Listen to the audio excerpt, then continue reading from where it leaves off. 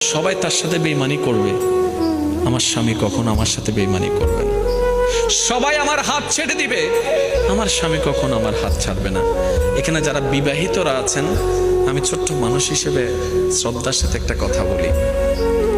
এক ঘরের নিচে থাকলে, একই ছাদের নিচে থাকলে অনেক কিছুই হবে। মন মালিন্য, পক্ষে বিপক্ষে, পছন্দ অপছন্দ অনেক কিছুই হবে।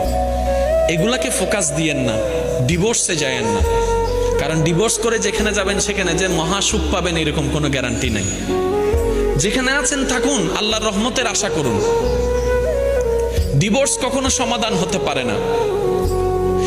স্বামীর কাজ হচ্ছে স্ত্রীদেরকে মায়া প্রদর্শন করা, মহাব্বত প্রদর্শন করা, কেয়ারিং প্রদর্শন করা। আর স্ত্রীদের কাজ হচ্ছে স্বামীদেরকে ভক্তি করা, শ্রদ্ধা করা, সম্মান করা। দুইজনের পক্ষ থেকে যখন এই ইসলামের নিয়ম দুইটা চলে আসবে,